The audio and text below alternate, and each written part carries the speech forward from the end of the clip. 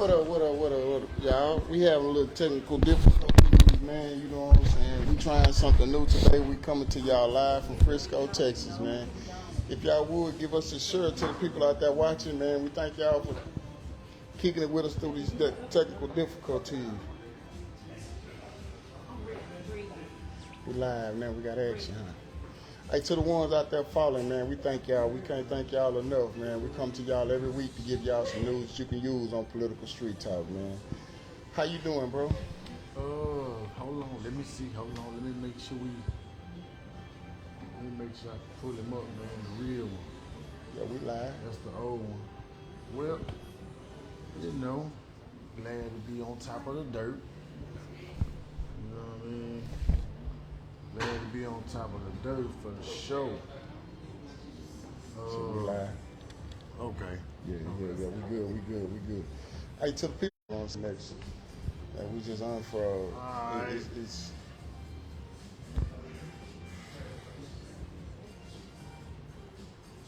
If y'all can hear us, put a 1 in the chat.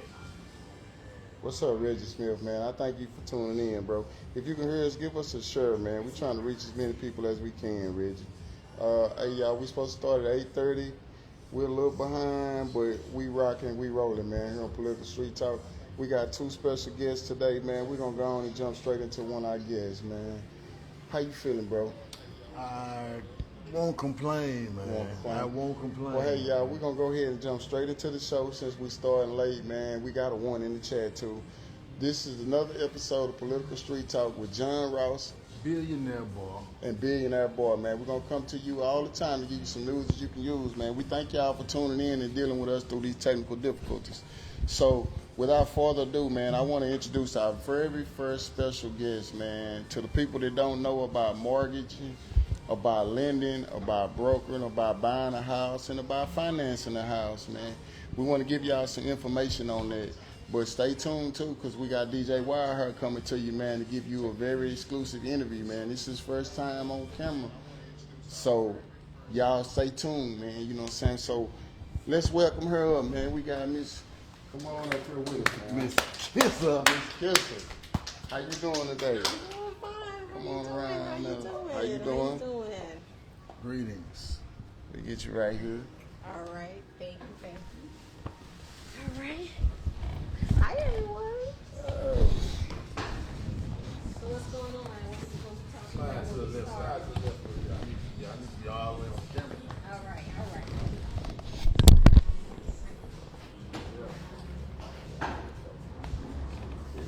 What's going on? Pleasure to have you. Thank you for having me on the show, on your podcast. Hey, listen, though, first thing first, to the people that don't know what we do on Political Street Talk, we allow our guests to introduce themselves because who can introduce you better than you? That's so true. if you would, take a moment to give the people a little information about you and what it is that you do. My name is Kissa Thomas. I'm the owner and founder of Virtuous Mortgage Lending. I've been in mortgage for 20 years, and I've been having my business for about 6 years. My background is basically in compliance. I was once a project manager, and with that being said, I was more of a consultant where I will work with the federal and state regulators. What we would do is that we will, enter inside a bank just to make sure they're in compliant. If they're not in compliant, then we have to find a way to put them in compliance, which means a lot of times that I will revamp their process or their policies and procedures, create the business controls around it, and there are some banks that I created their processes because they didn't have the right processes. So I created them, trained the team, and created the extra strategy at the bank. That's awful. How long have you been doing all of these things? I've been doing this for about 20 years. Oh, man. So, hey, y'all, she is very vetted into what it is that she does. She has 20 years plus experience. And as y'all know on Political Street Talk, we always come to y'all to give y'all some news that you can use. So since she give y'all a little bit about herself, we're going to dive deep into why it's important to know who you getting your lender through or who is doing your lender and who is doing your brokering and your mortgage and why it's important to get the right people. Can you tell us a little something to that nature? Sure. I mean, it is important basically to have. Not only do I do mortgage, I feel like I'm an advocate for my customers because I Yeah. fight for my customers. Yeah. You know, because there's a lot of things that they don't know. You know, there's a lot of times where the banks or the loan officer will put them into a loan and they don't quite understand exactly what it is that they're getting into. So my goal is to make sure I educate the buyer from beginning to end. So I want to make sure that you understand what you're getting into, what you're paying, how much you're paying, the reason why you're paying it. And over the course of 30 years, this is what you're going to be paying. I also educate my buyers on if you put a certain amount towards your principal, you can easily pay your mortgage off before the 30-year term. So it's more of education. So it's very important that you have the right person to work for you and to fight for you. Because if you don't know those guidelines, you can easily be denied. So what I've done is that I train my own team. So not only did I found my own company, created my own company, I built my company. I had 2 loan officers, I have 2 processors. I train everyone myself. I create my own processes and I make sure they understand exactly what they need to do, make sure that they educate the buyers. So if the buyer does not understand exactly what it is that they're getting into, we would not close. So when you say pay money to principal, explain to the people out there what you mean by pay money to principal, because a lot of people might not understand that simple information. Yeah, so, you know, let's say that your mortgage payment is, I'm just going to throw a number out there, just $1,000. $1,000 a month, okay? So you pay your regular mortgage and not on the interest. And so sometimes if you do that on a monthly basis, you can pay your mortgage off probably within 15 to 20 years versus 30 years. So it just all Killing a depends lot on of how. the interest. Exactly. Yes, ma'am. Yes, ma'am. Exactly. So it is, and it's more than to it, because even after my buyers close, it's like my buyers, you come to me as a customer, but when it's all over, we're all friends. Because I'm in touch with every last one of them. So This shit. hey, there we go. We're back. And we back, y'all. Hey, y'all work with us, man. You know what I'm saying? We have a few difficulties today, man. You know what I'm saying? We trying something new, y'all. We got our shit ironed out in Henderson, but in Frisco, we having a little problems. You know what I'm saying? So Yeah. we're trying to That's take all this shit good. on the road so we can grow, y'all. You know what I'm saying? So y'all bear with us, man. But as you were telling us about the mortgage rates and the paying down the principals of your loan. Because after you close your loan, a lot of people think that's it, the job is done. And no, that's not it. So now you need to file your homestead exemption, which will give you a tax break on your property taxes. And I would recommend, regardless of what you think your house is worth, you dispute your taxes every year. That goes for everybody. I don't care. Okay, what you mean, like when you go to pay your taxes every year, dispute them? What you mean? So basically, you disputing your appraised value. So every year, everyone gets a statement from your appraisal district telling you what your house is worth, right? So you can dispute that because now your taxes may increase because of the value of your home. So if you don't feel like this is the actual value of your home, because everyone's home depreciates, especially once you live in it, you know, things may happen, things break down, Right, you know, and you just go in and you speak with the appraisal district. Sometimes you can do it online. And you can tell them, hey, I don't think my house is worth this value. And they're going to ask you why. And you give them the reason why. They may ask you to submit pictures. Like you can tell them, like, I need a new roof or... Yeah. Okay. You do that and you dispute them. And then, you know, they will come back and say, okay, I received your information. They did their research. And this is what I think your value is. Yeah. You can agree or you can either disagree, you know, and if you disagree, they may say, okay, now you need to come in front of the appraisal board. Now when you go in front of the appraisal board, there's a panel that you're going to have to speak to. And then they're going to discuss, you know, why they feel that your value is the way it is. Yeah, so I mean, it's a lot. I know too what they're doing. A lot of the times is over appraising people's property, and that's how a lot of black people lose their property because they can't afford to pay the taxes because it's over appraised and their taxes are too high. Right. Like right behind me, man, I use myself for an example. It's a dude that owns 150 acres of land behind my house, man, that pays $270 a year in property taxes. So I have a second property, which you can only homestead one property. Right. And you know, my second property, it's just too high for 5 acres of land. You know what I'm saying? But that's how a lot of people lose they property by. Is your 5 acres more than his 100 acres? Hell yeah, quadruple. Yes. So It's 1,300 a year. So that's what I'm saying. It's more about education, and that's my goal, is to basically not only put you in the home. My goal is to educate you, because if this is a huge investment for some people, and you want to keep that investment. Yeah. So my plan is to educate you. Even though we're going through the loan process, I still educate you outside of the process. So I still have customers that I closed back 4 or 5 years ago. They still call me, what do you think I should do? You know, and even if they're facing a hard time, because I know a lot of people feel that, you know, maybe you lost your job or something, and they feel like the bank want their house because they're facing foreclosure. So I'm here to tell you now, the bank don't want your house. They don't want it back. No, they want that money. That's Right. the interest. Right, because the bank loses money when they foreclose on your house. So don't ever think that the bank wants your house. So that's why they have so many programs in place to help you keep your house. So if you ever fall on hard times, don't be afraid to call your bank and say, hey, I just was, laid off. This is my situation. Because they may have like a modification plan, they may have a forbearance plan, anything to help you stay in their house.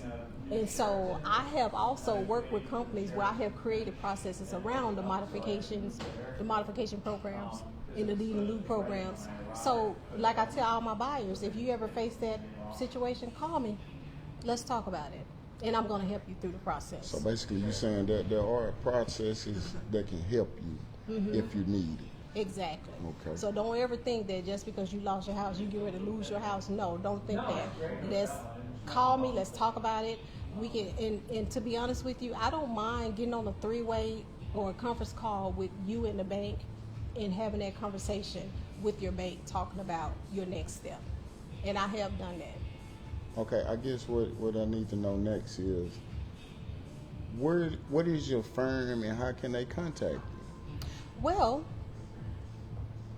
my firm is called Virtuous Mortgage Lending, and it is exactly what it is, virtuous. A lot of people don't know how to spell virtuous, and I stand by my name because I stand on integrity.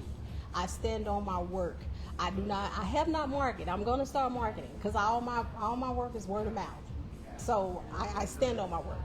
So Virtuous is spelled VIRTUOUS,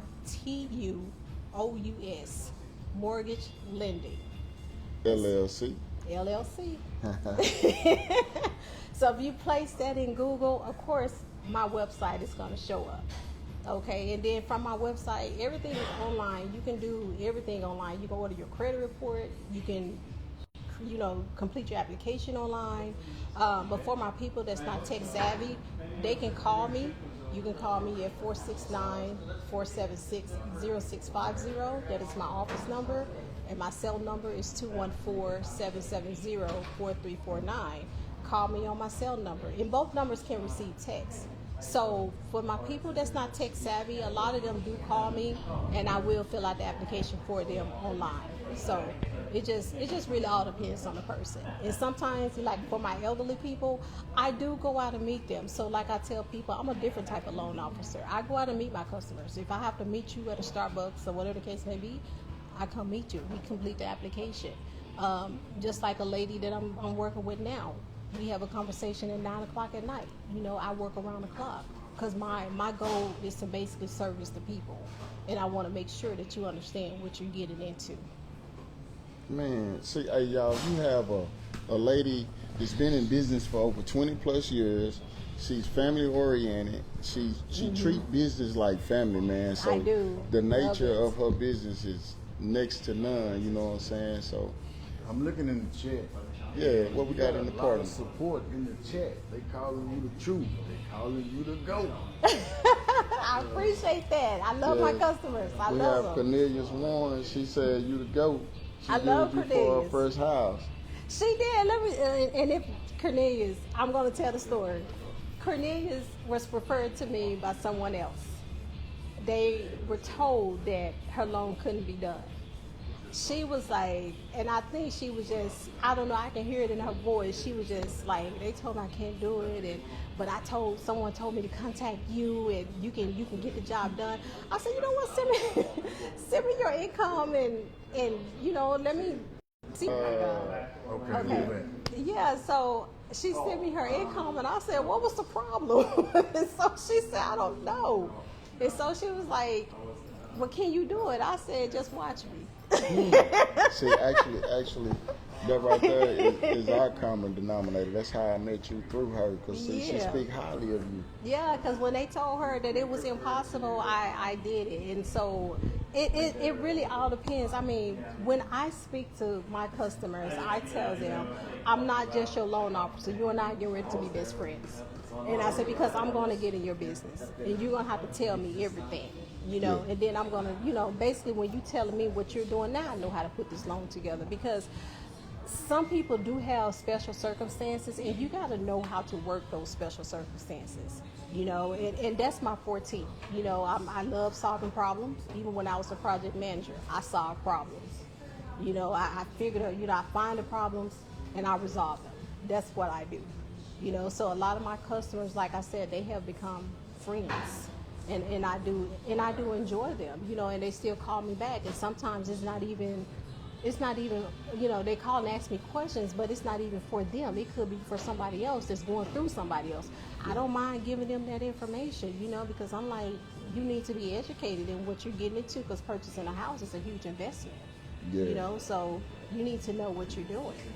Okay, since you said purchasing a house is a huge investment, can you explain to the people what you mean by that? Because I understand that the equity and the stuff that comes with buying a house is really a come up, if you want to be technical. You know what I'm saying? Get into buying a the house, it's a come up aspect of it too. Yeah, the financial aspect of it. Well, to be honest with you, you want to make sure that you can afford it, for one. Because for me, I'm not gonna put you in a house if you only make $400,000 a month and you trying to buy a house that's $500,000. I'm gonna tell you right now, no, you can't get it. No, that's too much.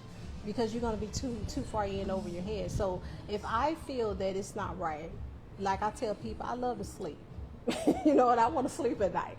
So I'm not putting you into something that I know that you can't afford. And I know some loan officer, they would look at it and be like, oh, the debt to income ratio, ratio is good, so let's move with it. Me, no, I don't do that, because I'm looking at your finances. I'm looking at what's on your credit report. You and I will have that conversation about everything that's on your credit report, because I want to make sure that you can still make that mortgage payment on top of paying all your other bills, and you still okay with it, especially with my single parents, because anything can happen. You have those children, and anything can happen. You got to have that safety net. So it's to me, I feel like this is something that I love to do. I enjoy helping people, so I want to make sure that you're okay regardless of the situation. And then as far as the credit score, I'm glad you brought that up, because that leads back into the interest rate. Because now I know that a lot of people are seeing that the interest rate has dropped. So you have to understand, the Federal Reserves are over the interest rates, okay? And when they say the interest rate has decreased, we're not only talking about the mortgages. You're talking about your car loans, you're talking about your credit cards, you're talking about your personal loans. It's all of it. The Federal Reserves are over all the interest rates.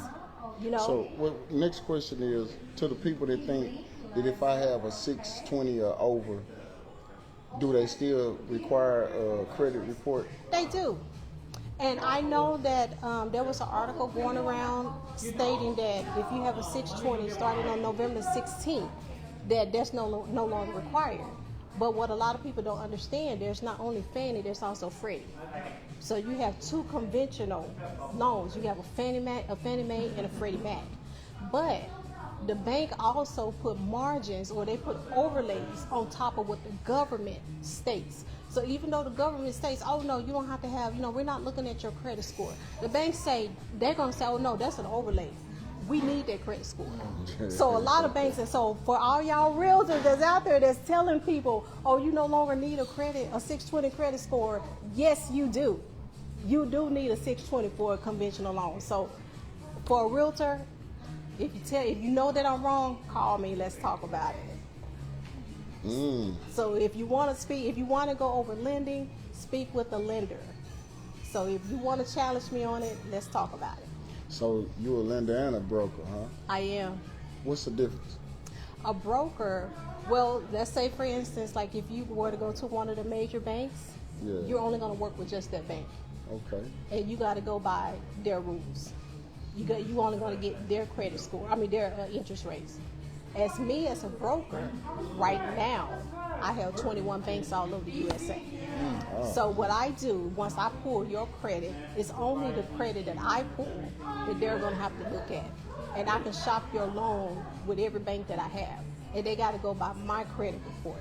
So if you were to go to one of the other major banks, every time you go to a different bank, they're going to pull their credit report because you have to use only that bank credit report. But for me, it's by me being a mortgage broker in the banks that I have under my umbrella, they got to use my credit report. Man, so And they can't pull your credit report again unless they ask me for my permission to do so. Let me ask this question real quick. So, where is your area you can get somebody's house? We know you in the Dallas, Fort Worth area. How far can you go over Texas? I'm all over Texas. I'm all over Texas. You I'm got all over Louisiana, Arkansas. Okay. I'm all over the entire state of Arkansas. I'm in the process of getting Louisiana. So once I get Louisiana, I will let you all know. So every year, my goal is to pick up another state. And so once I pick up that state, I can originate all over the state. I'm not set to one area. I'm all over. See, y'all, here on Political Street Talk, we can use our platform, man, to help people, man. So to the ones that don't know, we got lenders, man. We got brokers. We got realtors. And Y'all I'm better willing tap to work in, with man. all realtors. Come see me. And she's covering the whole Texas area, man. I'm talking about from East Texas, North Texas, South Texas, West Texas, and Arkansas, man. So, you know what I'm saying? One thing I learned, too, by traveling to Arkansas, man, there's a lot of African-American people out there. It is. And it ain't all bad like they show on TV, man. Some of these people really get into some money and they making real moves, you know what I'm saying? are. So to y'all that's making money and making real moves, man, y'all better check out, man, Virtuous Mortgage Lending LLC, man. We will put it in the chat too, so y'all make sure y'all go and tap in with her, man. But And y'all, you know what? One thing before you end it that I want to talk about that a lot of people don't know is the stereotype that they have behind the Section 8 buyers. talk to me. What do you mean by that? Okay, so there are a lot of people, a lot of recipients that's on Section 8. So, Section 8 housing, they may have a bad rap that, these people don't have jobs, they're lazy, or whatever the case may be. That's not true. Because in order for you to get on Section 8, you got to have a job. You got to have income. Section 8 help people buy houses. So if you on Section 8, come talk to me because I have put a lot of Section 8 homeowners, a lot of Section 8 recipients in homes where they are actually buying their homes while on Section 8. Man, see, she just taught me something. Yes. The Section So 8 buying houses. come talk to me. Hey, y'all, if you're on Section 8, man, I'm understanding Trump finna cut that shit out. So y'all gonna need to do something different shortly. You better know what I'm jump saying? on Y'all it better jump while on it's good. while it's still good. But Yeah. hey, though, y'all, we getting ready to wrap up with her. But to the people in the parliament that have any questions, please put those in the chat so we can answer those. We'll give it a few minutes to answer I those. just put her page, Virtuous Mortgage Lending LLC, in the chat, so y'all be sure to go follow that. Please do. Hey, man, and we gonna see if y'all paying attention on Political Street Talk too, man. If you hit her up and you trying to do some business, man, just let her know that you seen her on Political Street Talk, and we can go from there.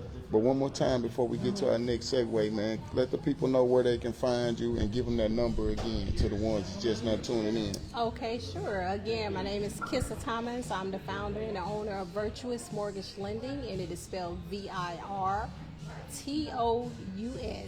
Mortgage Lending. I'm also on Google, Virtuous. Well, on Google, I am VMTGlending.com. And on Facebook, just Virtuous Mortgage Lending, and it should pop up. So, and you can also contact me directly, phone, you can text 469-476-0650, or you can text me 214-770-4349. So either way, phone, text, voicemail, I always answer. Remember, y'all seen her here live on Political Street Talk, man. Y'all here with Miss Kissa, Is man. the website? VMTGlending.com. Hold on. VMTG Lending. VMTGlending.com. Man, y'all better tap in, man. To the ones on And Section also 8. put my email, She gave y'all a lot of jewels today, man, because I didn't know nothing about that with Section 8, man. That right there was some great knowledge, man. But remember, we always come to y'all on Political Street Talk to give y'all some news you can use. And to our loyal followers, man, we got started a little late, and her agenda, we'll be back live and running next week, man. Shout out to Quita with Political Street Talk. She couldn't make it with us tonight because we traveled up here to Frisco to get this in. But to the ones following, man, we thank y'all. We thank y'all. Please give us a share, y'all. We're trying to reach as many people as we can. I'm impressed. I heard some stuff that I've never heard before. As far as being able, as far as the information like with the bank, and not having to use the bank to She check their credit reports. Yeah, man. She pull her own. She a broker, man. She can sign off on that loan. You know what I'm saying? Y'all just gonna have to be able to afford it. Yeah, as long as you can afford it, man, holla that at her. approves you and deny you, you know. So, and not only that, it's like my background spans more to just project manager. I used to, at one point, I was an underwriter, I was a processor. So once I look at your loan, I not only originate it. Is it ktomas@gmail.com? I'm sorry, wrong one. Not only do I originate it, I also underwrite your loan. So if I ask you for more information in the beginning, that's because I've underwritten it myself. And so once it goes to the underwriter, I know I'm going to get a closing because I basically did all the work in the beginning. So, it's like I do a lot because my goal is to basically put you in the house and I want you to stay in that house. Hey, y'all, to the ones following, man, once again, please tap in with that Virtuous Mortgage LLC and let them know that Political Street Talk sent you.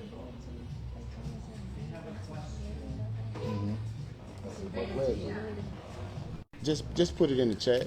Just type it in the chat. lending.com. Is it VMTG? I don't see that. That's like a THB as in virtuous. VMTG. Yeah, lending.com. Yeah, it is a lot to purchase in a home. It can be stressful. So what I do is that I try to take as much stress off of the buyer as possible, and I take on to it. So a lot of people don't know that, even though we may come to you and ask you for documents, we're dealing with the title company, we're dealing with the realtors, we're dealing with the sellers, we're dealing with the underwriters, you got the assistant underwriters, the account managers. So we have a lot of hands in that battle. So it's like I'm fighting for you. So it's just a lot. It's a lot, but I love it. So that's why I tell all entrepreneurs, if you're gonna be an entrepreneur, do something that you love to do. Don't do it for the money, because when the money runs out, you quit. And so my thing is, when the market gets slow, I just find other ways, to just get business within my mortgage. So. Well, y'all, we're going to go on and jump to our next segue, man. Once again, y'all, we had Miss Kissa Thomas on here with y'all. Y'all make sure y'all tap in with that. You know what I'm saying? So we're going to slide to our next little segue, man. We're going to bring up our next guest, man. All right. Thank you for having me. We appreciate you. Pleasure. Thank you. It was a pleasure. Like I said, we learned a lot.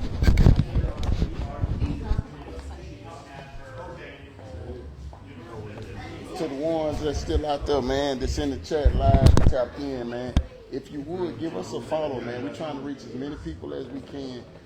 We're going to give up a minute or two, and we're about to bring up our next guest, you know what I'm saying? Our next guest is DJ Wildhair, man. A lot of y'all might know him as Bubba Dub's manager.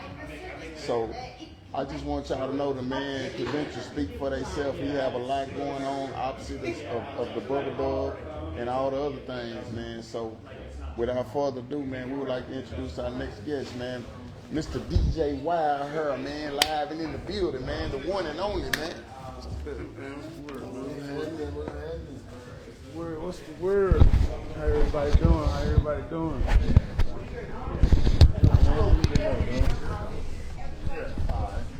Yeah. Hey, man, one thing, this right here, man, is what I've been waiting on, man. We got DJ Wildhair in the building. A lot of folks been wanting to know who DJ Wildhair is, who is the man.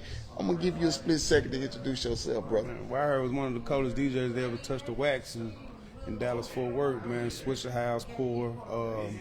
I got plaques and all that, broke a lot of music, but on the other side of that, you know, I started doing management, promotion, all kinds of things. So I'm a man with all trades.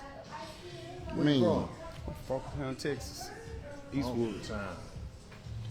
Eastwood by Stop 6.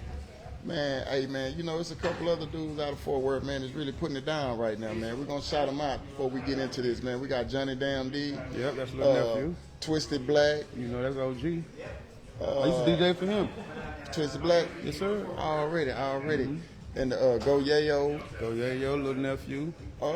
It's just a couple that I know, you know what I'm saying? I had to listen to some of that music. Charleston White. Don't fuck with him. Hey, he's still a legend out your city, though. He a legend. He a legend, man. A legend of what? He in the East, he a legend, man. A legend of what? Hey, man, the man talks so much. But a legend of what? He talks so much. We know who So when you say legend, you got to be a legend of a craft. What's the craft? Talking.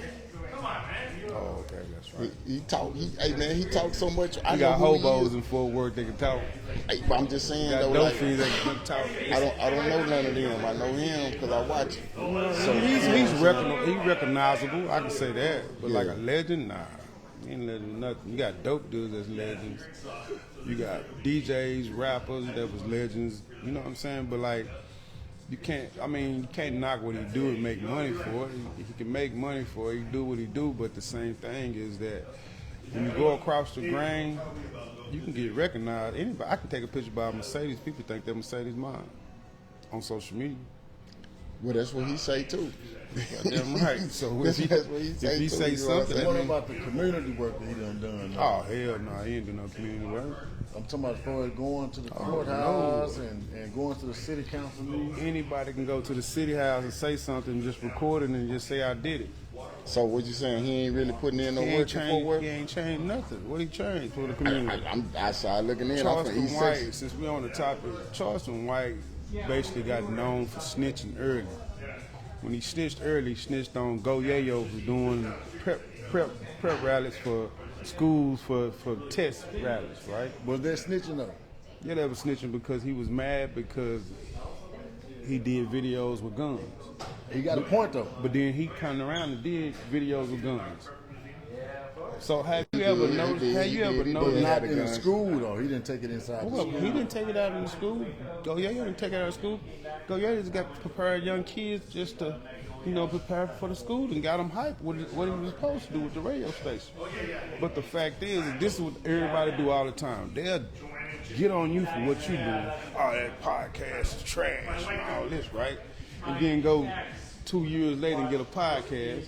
How could you do that? What kind of personal thing y'all got together? Y'all got no personal beef. It's not personal. I mean, Fort Worth stands on real. When we see a lot of fakeness and we get represented for the fakeness, we don't allow it. It's just like if I had somebody in East Texas that was fake. And somebody like, yeah, you know my boy is such and such. You're like, I don't fuck that nigga because he's fake. Because you know the history of the guy. That's all it is. We know history of Charleston White, but the world don't know the history.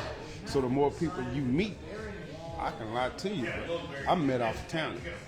Okay, so to the people out there that don't know, what's the history on DJ Wildhair, man? Money maker. And not only that, I'm a king maker. I make a lot of people money. I done made plenty of people $1 million. I'm known for that.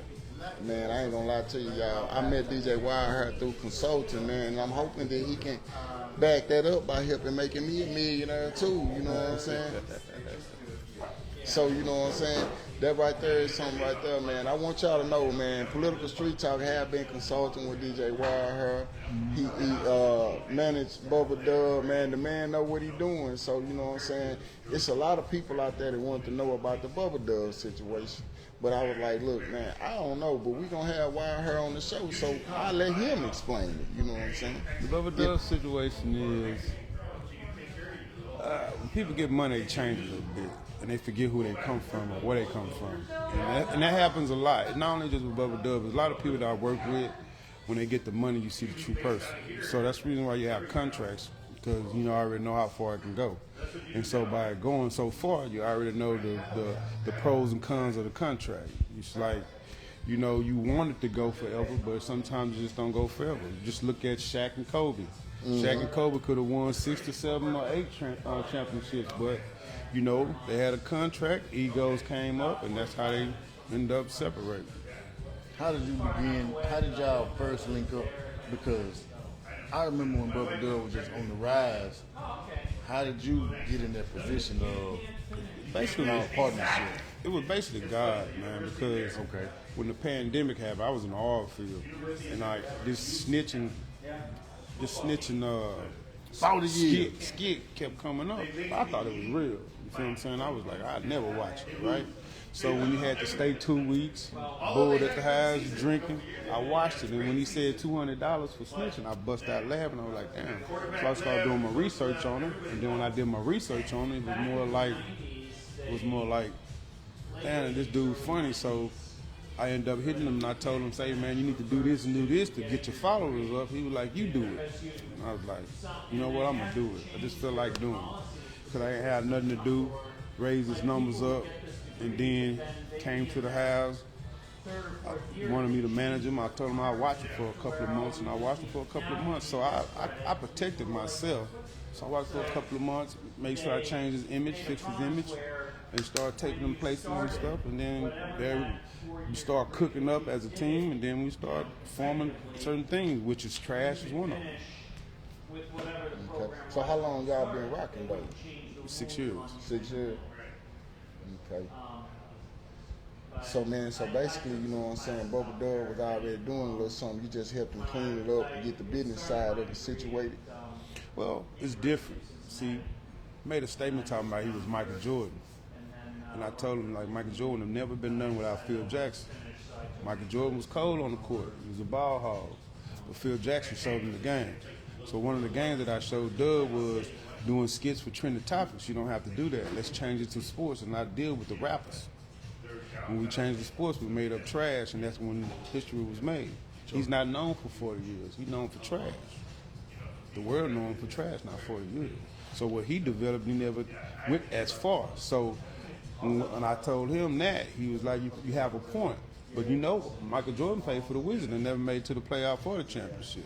But he was still what? Michael Jordan. Now, if you look at it, his favorite player is LeBron James. Just think about it. LeBron James had a Phil Jackson. LeBron James probably won 12 championships with his age. He ain't no Kobe. Yeah, but you gotta have a coach. Yeah. You gotta have a coach. Dak would be cold if he had a coach.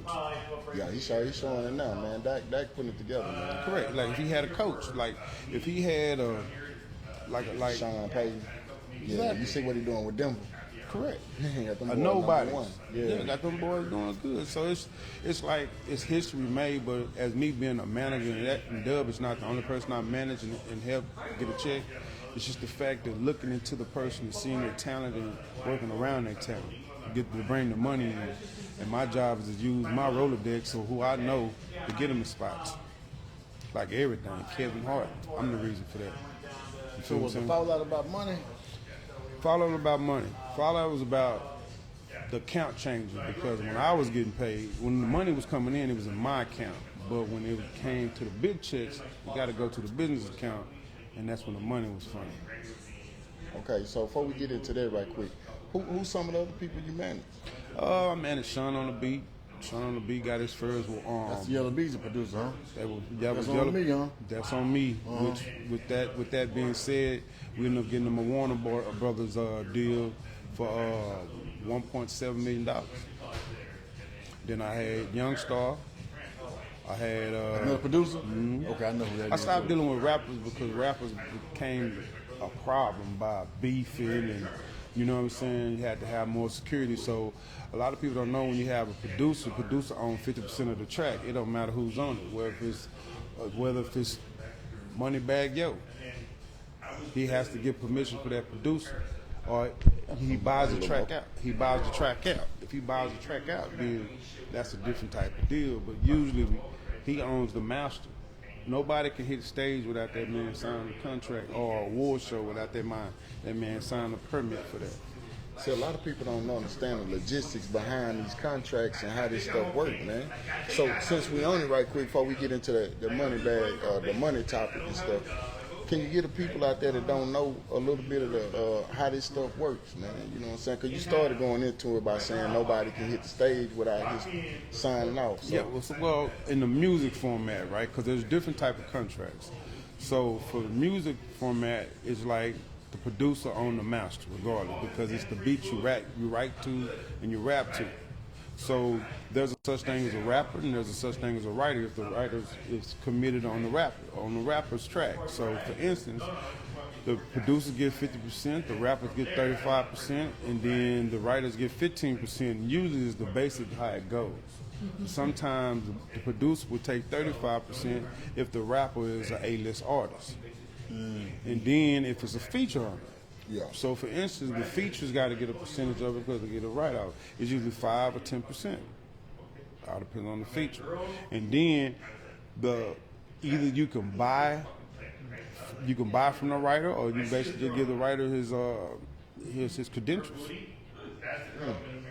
Because some writers will just give you that for their credentials, and some producers may give you the track for credentials. So when the credit is on the hit, so you get a plat, and also you get recommended that you make the track. They get you future business, which is called a catalog. So in your catalog, you can represent that song to anybody to get a deal, which is a catalog. You can go to Sony or whatever, which is Sony runs everything. So you can go to Sony and say, hey, I want this deal. You can play a Moneybagg Yo song. They can say, hey, is that Moneybagg Yo? Yeah, but my credentials on it, which is mine. And they'd be like, oh, okay, you got to make this track. Then you can get a deal done. Yeah. So to the ones out there, man, you know, it might be good to produce. You ain't got to be in front of the camera getting shot at and shit. You know what I'm saying? Yeah, so, what you was asking earlier, though, bro? Well, I'm gonna get to that. I'm gonna get back to that now. Everything you just said, tell the people the importance, because I kind of heard it just then, the importance of having a manager. Whether it be music, whether it be producer, whether it be comedian, what's the importance of having someone as your representation? See, a lot of people want to have a manager because of the looks. Yeah. Or having like a conversation saying, "Hey, talk to my manager," but that ain't what it's for. A manager, you have to have a manager that has a Rolodex, right, where it knows people, you know, that can get you in the spots. And I was that guy because when I was DJing, I built relationships. And I know the system of when I had a manager, I knew what my manager role was, but I also knew what I wanted done too. It's just like being a parent. So you know as a kid what you wanted. I wanted to go to Walt Disney and all this. So when it come to time for me to go to Walt Disney, when I became a parent, I took my kids to Walt Disney. So there was levels that I took us to because of the simple fact is I knew them personally. As a DJ, it's more easier for a manager that you be a DJ that's a known DJ because he basically he broke so many people's music in the history of him DJing. He knows so many promoters and people in the streets, and then he know other DJs. The DJ runs everything. DJ runs the club, DJ runs the radio, DJ run big events, DJ run the sports spaces. So you know all the shit, nobody I can touch. Yeah. So, hey, y'all, to the people in the parliament, man, they want to know who DJ Wildhair is, man. Comment your questions in the chat, man. Right now, you have your time to talk to DJ Wildhair. And before we go any further, man, I want to use my platform to thank DJ Wildhair for giving us this interview because, man, this is an exclusive, man. This right here is a sit-down that a lot of people can't get, man. And, you know what I'm saying, he blessed us to give us this sit-down on Political Street Talk, man. So, you know what I'm saying, to the ones that got any questions, though, please tap in, man. Before I get to the other, I got another question. Before we get to the fallout, how did you get to ESPN? Was that your work? Of course. How'd that happen? It's very funny because it was never ESPN, but the whole thing is when we went to Undisputed. Okay, right? that's Skip. Okay. Right. So, with Undisputed, we didn't know that Fox runs all that. Like if Fox run ESPN, all that. So it's one studio they go to. So pretty much Yellow Beezy sealed that deal for us. When we was hearing that Lil Wayne and then Yellow Beezy was gonna be on there, he was like, man, I need to be on there. And I called Yellow Beezy. The first time I ever faced Yellow Beezy since the situation he was going through. And I FaceTime him and shit. He was a fan of Dub and it happened. Relationships. Like, but what he don't understand is that the relationship I had, it was a pair. So if he was, the hardest part is getting him to a status that everybody knows his face and recognition. And it was hard starting out at the beginning because a lot of people didn't know him. So it was like a sell. It's like I'm the best seller. A lot of people don't know I did customer service for 12 years. I was one of the top sellers. I used to sell escalated calls.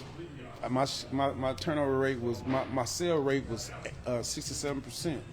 I used to have to listen to people that was escalated, that was cussing on calls, and sell them a product that we gave them for a credit card company. So it's not hard to sell a product. It's just how you sell it and knowing the people you sell it to. So with Dub, it was just easy for him to sell them because it was all about comedy. People needed to laugh. But getting them around people and getting him to develop around the people is what I had to settle. With Dub, it was very easy because he was always humble. So he'll sit back and chill while I do all the talking. And then when he hit the stage and he knows that's his time to go. So it's positions. I work my position, and then when it's time for you to do your thing, you work your position. Basically what it was. Before I even get back into the question I was going to ask, is it the relationship? Has it been rekindled? Y'all working on it, or where is y'all standing right now? We talked about it, but I'm iffy about it because it's like if someone turns on you, it's a possibility it can happen again. And I'm 50 years old. I don't want to waste my time. So what I have learned now is to work on myself now, because I did so much for everybody else. So I can get on stage and do comedy myself because I'm a funny guy my damn self. So that's why I'm baking on and working on and just trying to do what I do because, you know, I know the system now. And I feel like God put Dub there and the reason for me to understand where I need to be at.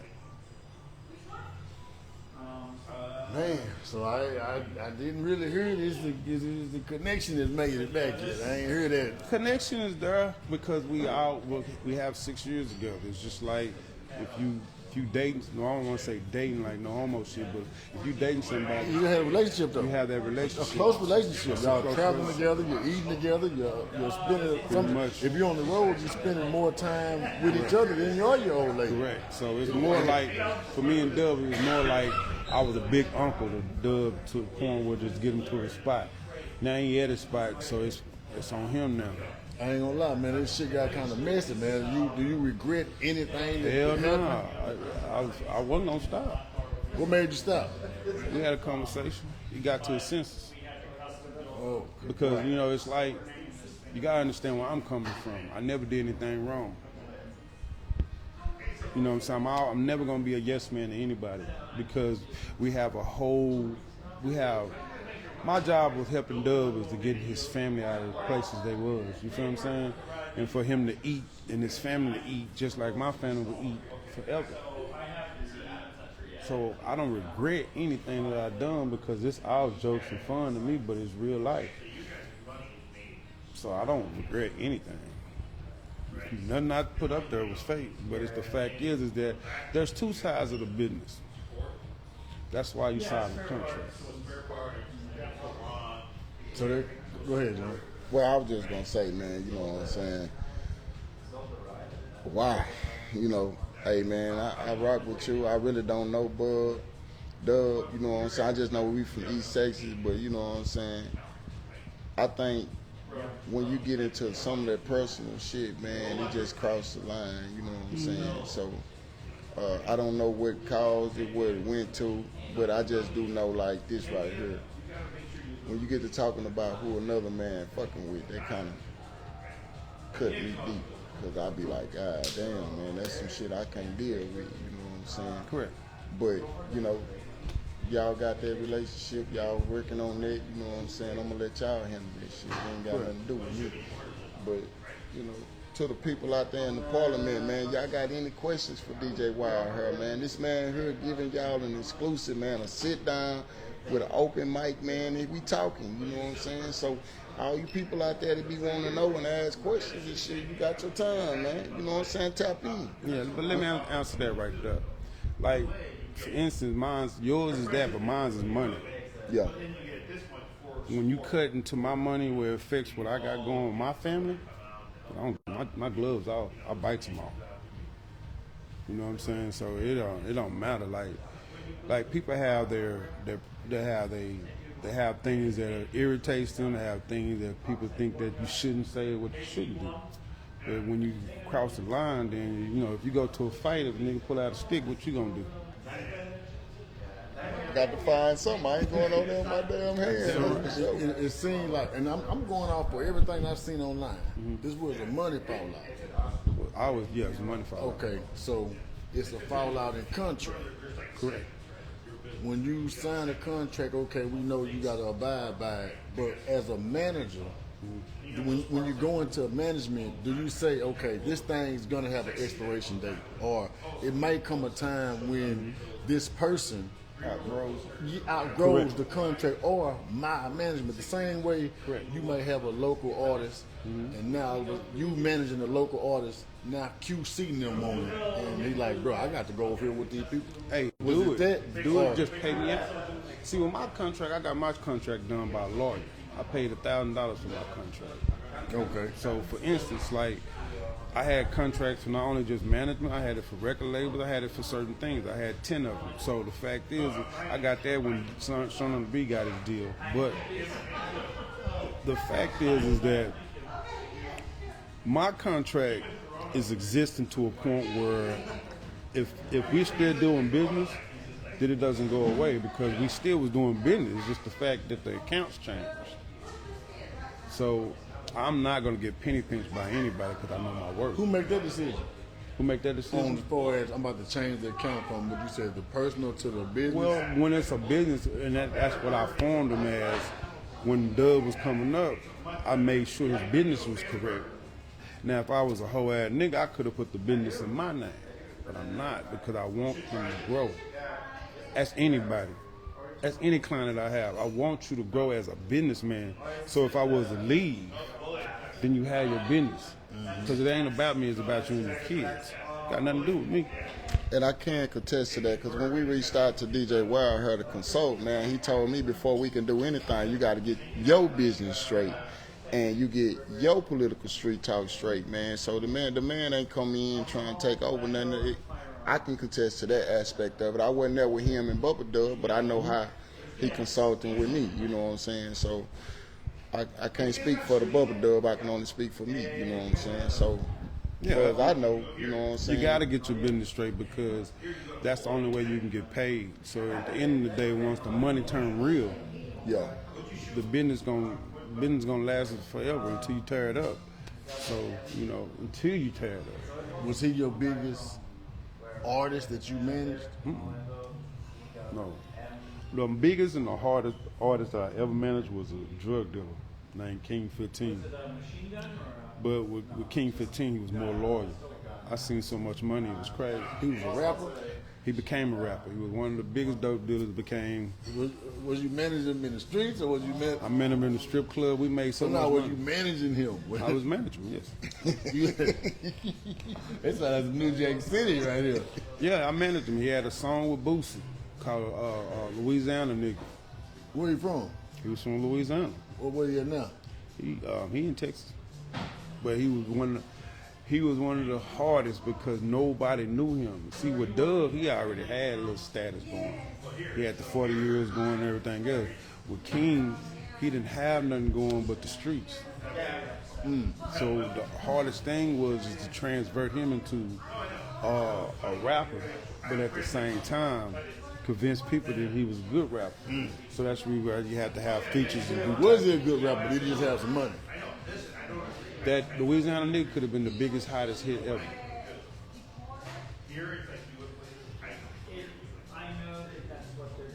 The biggest, hottest hit ever. So what happened with that? I would say, why we ain't never hear about it? Because, like I say, when people start getting people around, they start listening to other people. So what he did, he changed the beat of it, which he shouldn't have changed the beat of it, because the beat gave it a Louisiana feel, because I knew about band and how Louisiana and them start out when they do the second line, the third line, the fourth line, the fifth line, which he knew, but he listened to his cousin. His cousin changed the music, and his cousin got on it and killed the whole track when it should have been just him and Boosie. And that song right now still will go with the beat that I gave it, because What's the name of it? Louisiana nigga. I'm trying to figure out, man. Is a video to that? We was working on the video. Okay, I got a video with him in the studio with Boosie. And Boosie gave one of the hottest. This is when the chip came out. When this chip came out with Master P. Oh yeah, the Boosie chips. Yeah. Louisiana had every city, and if you know Louisiana don't fuck with each other. Like Baton Rouge don't fuck with New Orleans. Don't fuck with Shreveport. No, Shreveport don't fuck with Lafayette and Alexander. It's like, but that was a theme song to put everybody together to take over Louisiana. And then you had the hottest nigga from Louisiana on it. Boosie and the King nigga. King 15, yeah. I'm gonna have to look that up, man. But he was not the notoriety. He wasn't the biggest artist. Is Dub the biggest artist? Nah, cause Dub ain't where he's supposed to be at right now. But Like Sean on the Beat was the biggest artist, because Sean on the Beat was at his prime. Sean on the Beat had That's On Me, baby. And see, when him and Yellow split, it was like I went with Sean on the Beat, and it wasn't hard to get him a deal, but it had to be the right deal, because with Sean on the Beat kept all his publishing and kept his catalog. So the first deal that we was looking at is a $3 million deal. But also gave them, they was gonna put them on the Migos. Migos were coming out with an album, and then Migos was splitting over Offset coming out with an album just for Takeoff and the rest. And what was the girl that say Catch Me Outside? She was coming out with an album, white girl. but they wanted to keep 35% of his publishing, but we wouldn't allow him to take any of their publishing. so you was there for That's On Me. That was part of your reign. I broke That's On Me. So that's the point of time when I was a DJ. See, man, this that exclusive that you get. See, a lot of people don't know he man. made That's On Me. Son, Yeah, that was Sean on the Beat makes songs. Yeah. So And then most producers make songs. I know from after that song, that was a sound that everybody in Dallas wanted. They wanted that Sean on the Beat. Sean on the Beat was so gifted that he made Mo 3. He made Trap Boy Freddy, and he made Yellow Bees, and there's quite a few more. But it's just the fact that he was a sound for Dallas. If you go to all the hits, you go back and listen to the Mo 3s and all that, you will hear Sean on the Beat. So, what's up with the Mo 3 Yellow Bees and shit, man? It sounded like you was around It's with money. that too, man. I'm gonna tell you the real story, right? Yeah, man, exclusive. Give us exclusive on Right. political. So I street used to talk, run man. this thing called Boom Boom Room Thursday at Onyx. Yeah. And on Boom Boom Room Thursday at Onyx, I had Yellow Beezy there, I had Trap there, I had my artist Red there, and I had a couple of Fort Worth rappers there. And Rain used to always bother me about putting Mo 3 on one of them shows, which I was gonna do it for him. But I don't know where it came from, but I always walk the club, make sure everybody's safe and everything. And next thing you know, I seen them arguing. Him and Rainwater arguing over a bit. And Yellow Beezy slapped him. Whoa. Wait a minute, this come out? Well, we got the exclusive on political street Yellow talk. Beezy slapped him on Thursday night at Onyx. And when Yellow Beezy slapped Rain, Oh, he slapped Rain, not 3. I don't even know. This came. I don't no. He remember slapped this. through. Yellow Beezy and 3 never had they was never in that type of space. Cause be honest with you, Mo 3 and Trap Boy Freddy was best friends. I heard Mo that. 3 was teaching Trap Boy Freddy how to rap. They was all on stage together. Yeah, Mo 3 and Trap Boy Freddy was cool, which got brought in Go Yayo, Mo 3, and Trap Boy Freddy was all cool. Yellow Bees was always in his own lane. Yellow B was more like cool type fella, you know what I'm saying? Like he was down to earth, but he had I think at that point in time he was knowing what his vision was. You feel what I'm saying? And see, they were more about trapping and and fucking around and in the streets, but it was the girl. I think the girl wouldn't go over here with, I don't know which way she didn't want to go. I just heard the slap and I seen Rain run. And then that's when I started seeing Mo 3, and that's when I started seeing Mo 3 getting more active. Mo 3 wasn't all that active like that. Mo 3 started getting active when social media started getting bigger. You feel what I'm saying? So you gotta understand, Mo 3 started getting active when he was messing with DJ D-Real. And he had DJ D-Real at Big T, and he slapped DJ D-Real at Big T. Mo 3 did. Yeah, and that's So Mo 3 really like that. Mo 3 was I can say he really was like that, but I say he turned into that. Yeah, what it looked like. He turned into that gorilla, and he really turned into that gorilla because he had no choice but to turn into a gorilla because he lost a couple of his friends, and then Raw Lee. The reason why I really kind of like took Dub and on the comedy side, and it was a new challenge for me because Raw Lee. I always felt like Raw Lee always wanted me to manage him, begged me to manage him. Damn, And I was a smile every day. And I was the first one that ever put him in the hosting type of field. I didn't even know nothing about Raw Lee. I only knew him about him because King 15, when I was working King 15, he was telling me about Raw Lee. And for his birthday, I made Raw Lee the host. And I paid, he wanted $100. I paid him $700 for 2 nights. I got the pictures and everything. I'll send it to y'all so I can post it. But yeah, when I was there when he got shot, and it fucked me up. It really fucked me up because I told him to leave. It was at the club? It was at a club. No, it was after the club because we had King of Diamonds. We had Earl Spence when he had his first championship fight. We had the after party, and all of them was there. And I told him, I was like, bro. And Roy Lee had the type of heart of a lion.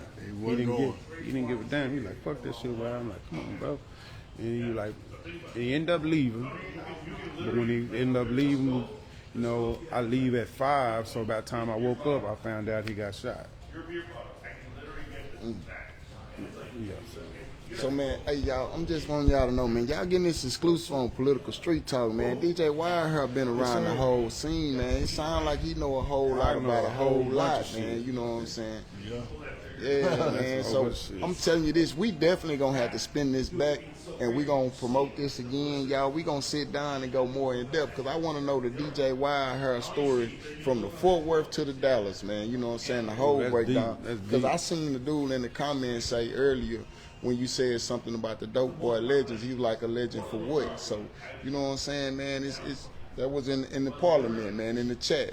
What you mean by legend like what? What he saying now, man? He said legends of what? Legend of what?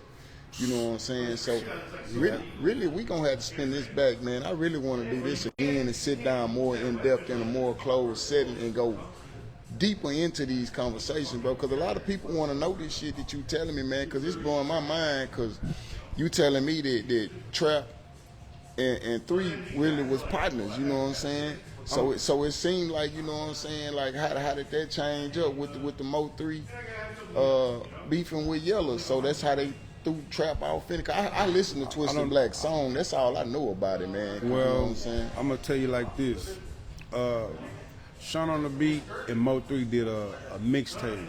It's an R&B mixtape. It's a love song, and it's a love mixtape. If you go back, Mo 3 and Trap got 2 songs together. It might seem hard to hear, but Mo 3 and Trap Boy got 2 songs together. Unreleased. No, that's been released. Like when I met Trap, and Trap was the hottest shit in the streets in Dallas. When I met Trap, Greg Street told me about Trap, and I couldn't believe it. And Trap showed me love.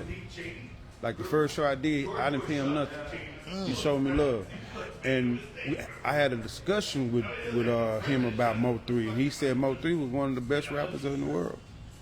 And they was cool like that. So you had everybody that was hot in one group. You had Go Yayo, you had Mo 3, you had Trap, and you had Yellow on, you know what I'm saying, just chilling. On the problem between Yellow and Mo 3, it was Rainwater.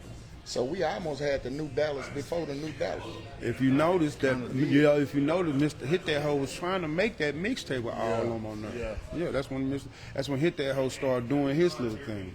And Hit That Hoe was there when Mo 3 first started. Y'all, man, we gonna spin this back, man. We gonna spin this black, and we gonna do this the right way, man. Cause political street talk, man, we getting it all exclusive, man, from DJ Wildhair. But we gonna spin this back, and we gonna promote this thing, man, till we gonna have about 1,000 people on this live, man, and we gonna do this the right way, man. You know what I'm saying? Yes, sir. So y'all stay tuned to that right there, man, cause I really want to do this again in a different setting, man. And come out with some real bangers, man. Cause you really got all the Wild knowledge. Hair, man. This is the time to get them off right now, though. I got one. What's that? You think Yayo can bounce back? I'm gonna say this. I think God has a purpose for everything, right? And I feel like this. And to be honest with you, I criticize myself. I think God made me and Dub humble because we was going up the ladder so fast. So just think about it. The lady that got beat up in Chicago with the kids. I think the demons was the kids. Yeah, Absolutely. But it switched over to the blessings coming from the community and getting her out the neighborhood where she's been praying and crying for all her life. So you think about, I think him showing his ass was a reason for God coming them down to being so much gangster shit. And he came them down and had to make them back humble. But he ain't been humble, though. He humble. I know Go Yayo. Go Yayo is humble. I know his family. They had a little family. They had another cousin to rap. Like Go Yayo come from a family of rappers. Like one of the hottest rappers that we had in Fort Worth, the hardest rapper we had in Fort Worth got killed.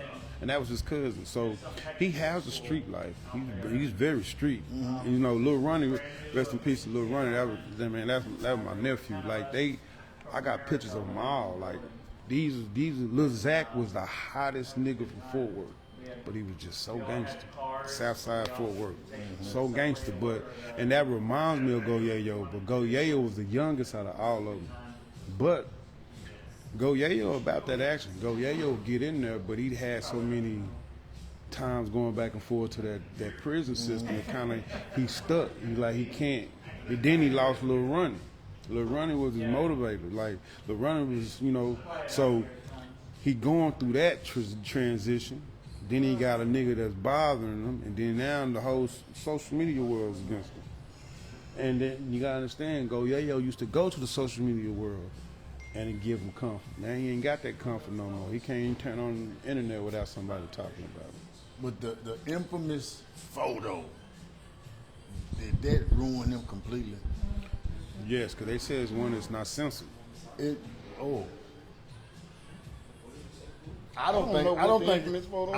ain't no coming back if you ask me from that. No, it ain't no coming back from that. You can't spread the sheets and think you're gonna come back from that. No. And they said he had hemorrhoids. Oh my God. Oh shit, it's that picture. Yeah. Yeah. Hey, And my Dallas niggas keep high-siding me about it, man. They said that's how y'all doing in Fort Worth. They kill me, boy. Like, you gotta understand, I was raised with Lil Will, T Cash, man, so many that Tug, Tom ain't gonna do it, but like I get it from a lot of rappers. Cause I always stood up for Fort Worth. Cause I was one of the hardest DJs coming from Fort Worth. So I used to shut dropping them down. Like dropping them come fuck with me. But you gotta understand, I didn't grow up to be no DJ. I'm just gonna let y'all know. When I started in the music game, I started with the RCA for a penny. You get 12 CDs for free. right? And I started working with music that then, and then I ended up getting a deal for Take 4 Records, which from Louisiana, that I used to do street team work. I used to pass out flyers and do flats and T-shirts and shit. So that was my game in the streets. Now I still do that today, but the fact is that when I started, I was one of the first promoters. Me and my guy, DJ Waldy, I was the first promoter in Dallas Fort Worth. When I was the first promoter, I ended up, the DJ didn't show up. And I was a nigga with the cars and rim, with CD books and shit. And I was, you know, when he used to come, DJ, right, I used to be the first one on the dance floor. So that's how I turned to the DJ, because I had all the music. And see, when I did that, I never turned back. Damn, man, that's crazy, because we had DJ Juice on our show. Shout out to DJ Juice, man. Shout out to Juice. And he down there got on the same way, because he come from Atlanta down this way, and he was hanging with Luscious Eyes, remember? He was talking about music. Yeah, he had the music, and Luscious Eyes was out there trying to break up a fight, and he was up there just keeping the party going, so he started DJing like that, man. See, but it was harder for me because I had 2 CD players. See, this one no mixed, this one no control. I had CD player 1 and CD player 2. And the only reason why I knew that because I had the big appliances where it had like the receiver, the equalizer, we all had that the double. I had the double CD components. Yeah. And I used to make mixtapes when I was in high school. The girls, to give them to the girls, R&B mixtapes, because I had all the music, all the Shy and all that. I used to give the girls that I liked.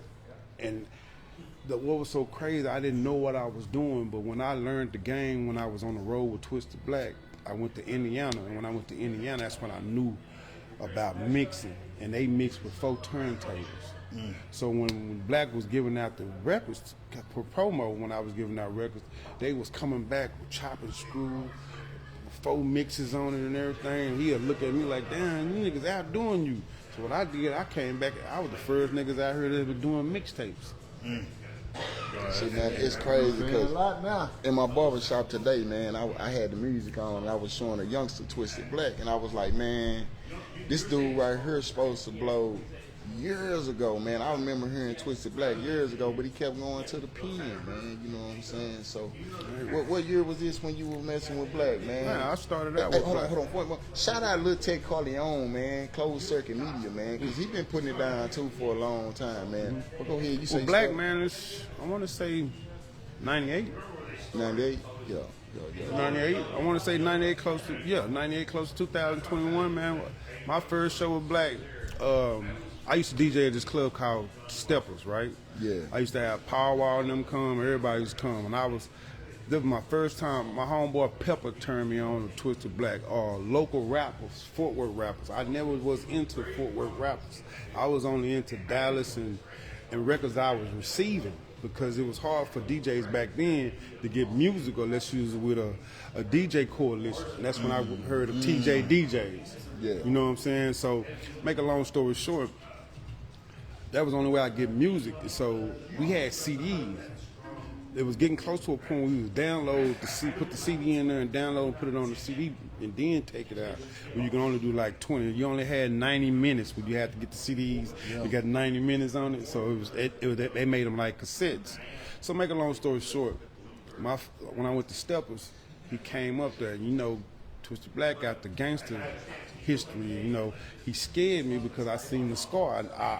I seen it on the album cover, but when I seen him in person, he was like, "Hey man, you out here?" I'm like, "Yeah, I'm out here." He was like, "Man, I came up here to see you break my record."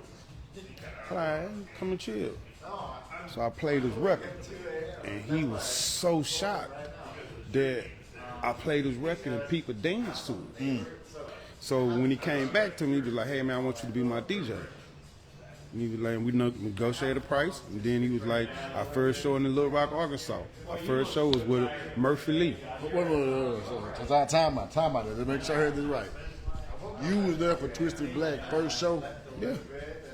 When he came back the second time, when he came solo, because at first he was with an artist that had contradictions. He was with, I want to say, I can't think of it right now, but he was with a group, but he left the group and he came solo, and I was a DJ. So we went to Little Rock, our first trip in Little Rock. See, I wasn't the type of guy that just only DJ locally. I used to travel. I didn't want to stay local. So I wanted to make sure when I DJ, I can DJ anywhere because I was preparing myself to be the best. So when he booked me, we went to Little Rock, Arkansas, and I remember he gave me 10 minutes to go up there and rock the crowd. And when I rocked the crowd, by the time he came on, they was already singing to the song. And when he came back, we went to the room, he was pacing the floor.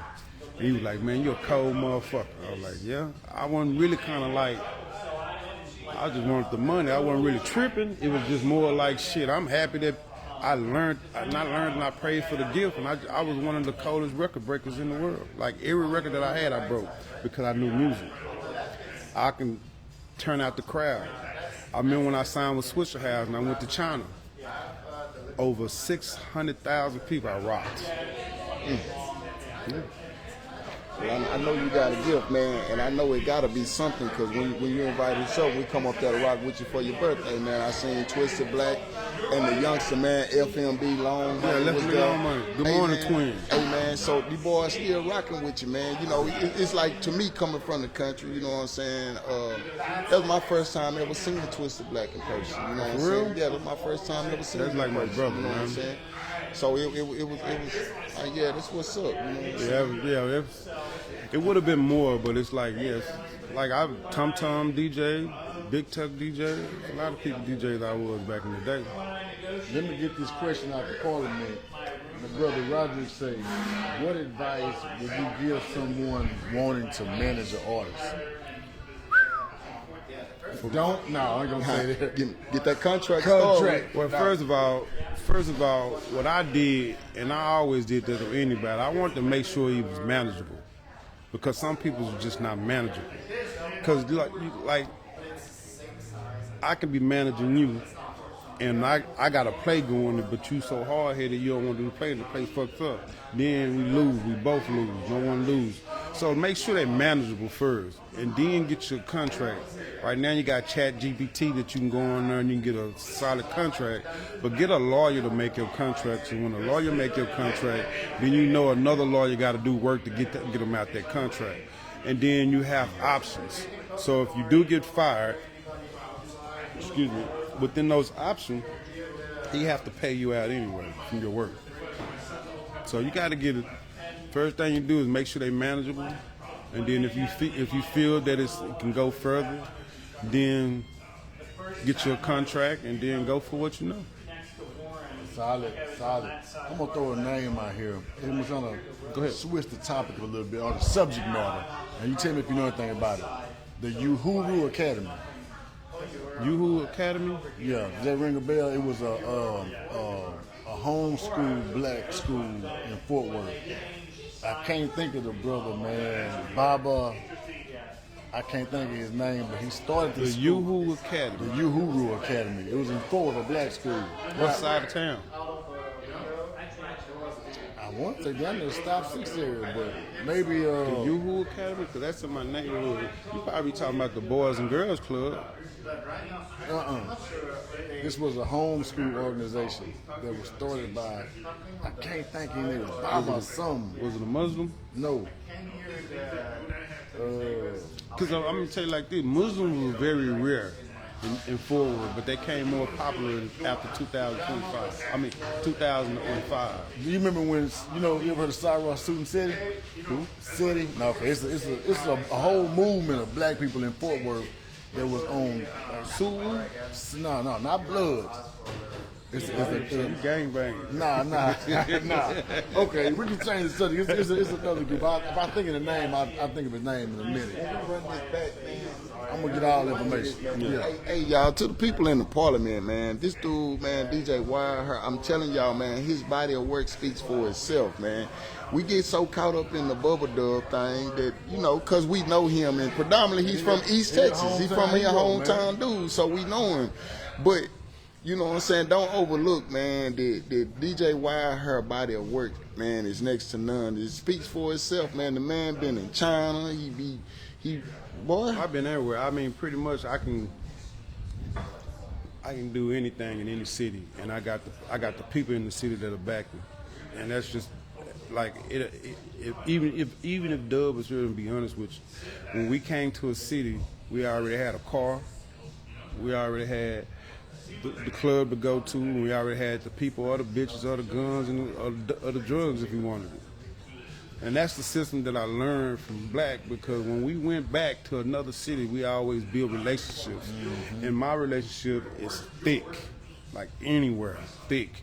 And Dub made it more connecting because we had them laughing at the same time. But it's like, I haven't worked in 30 years, right? And I work for myself. And I learned from customer service and, well, I say the corporate world. I just got tired of working at 8 o'clock in the morning. I told myself I work for myself and come up with scripts and sell shit, and that's what I did. See, man, I'm telling y'all, it's always more to the man than meets the eye. That's why I say on Political Street Talk, man, it's a lot of people doing a lot of great shit. We just don't know each other. See, man, God linked us up for a reason, because I'm on a mission, and my mission is also networking and growing, man, and trying to meet new people, man. You know what I'm saying? Because you never know who got the answer to your problems. But if you don't have a relationship to them, or you don't make yourself accessible or talk to them, you never know. You know what I'm saying? You never know who'll be the next to blow either. Straight That's like why. that. That's why you got to be fair and right to everybody, and treat everybody the same. Exactly. And so right now, while we've been on here talking about a lot of the Dallas people is going up, man, right now, let me show a little love back to my little old community, man. Let me show a little love to the people that's in my circle, man. Shout out to Jaden So Groovy, man. Shout out Mike Prada. Shout out Shoes McGee. Shout out Byron Porterly, man. You Shout know out what I'm Juice, saying? DJ Juice. Shout out DJ Juice. Shout out Mama Scott and her sons over there in Longview, man. Shout out to Mike, what is his name? The white boy in Nacogdoches, man. Don't hold it to me, bro. I can't think of his name right now. It just went blank, man. But he hard, bro. You know what I'm saying? T-Jones? Yeah. Hey, man. And shout out to them dudes back in the East, man. Just doing their thing, man. And if I forgot you, don't hold it against. Hey, Trey got it. You know what I'm saying? Who else I'm missing, bro? It's Jay. I already said that. West J got flavor, you know what I'm saying? Just shout out to all the dudes just having a little motion, man, doing their thing, man. What's the little dude from Palestine, man? I can't think of him. Lil Bubba. ALD 300. Them dudes in Jacksonville, man. Just shout out to everybody in the East, man. Just doing something, man. You know what I'm saying? But we gonna spin this back, y'all, and we gonna sit down in a different setting, man, with DJ Wildhair, because he dropping his knowledge, man. And I just want to sit down and go back over this in the right way. I feel like on Political Street Talk, we wasn't ready for this game that he dropping, man. So we gonna bring this back and do this in a whole different way, man. Shout out to Malik Clark in the chat. He said Uhuru was founded in 2010 by Baba Amin, Mama Nkoyo Oju. I think that's him and his wife. But maybe you don't know them. Where that was at? South Do Africa? you know what side the town that was on, Malik? But I remember one time I went to a bookstore. They had a lecture at a bookstore, a black-owned bookstore. I think I kind of remember something like this. I think it was like it was abbreviated. The word understanding was abbreviated. That's it right there, Uhuru. Nah, I don't know that. It was different. It was different, but it was longer. That's how I know. But Baba, I mean, he's like an older brother, you know what I mean? He probably 50, between 50 and 55 now. Yeah, he probably was a little bit. I'm 50, so Black is like 53, 54. So Black was ahead of my time. So it was more Right like, on. you know, I don't know, man. You know, I never heard nothing like that, but it probably was some community thing. It was, absolutely was. They were doing some powerful shit in the That's probably community. what Charleston Whiteman was doing. He know Baba, I mean, I heard him say it. Yeah, because Charleston Whiteman was on that south side when the community, like, don't get me wrong, Charleston White, no, he got family that was killers, like on the cool. He's just one of the youngest. You Yeah. feel what I'm saying? So around that time, Charleston White probably like the same age as Black, probably a couple of years older than me.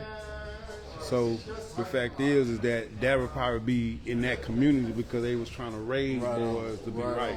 But we had boys and girls clubs. You feel what I'm saying?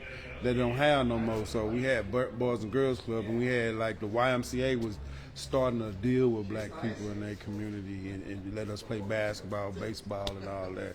So we had teachers and stuff that was off-duty teachers that did for our community. So yeah.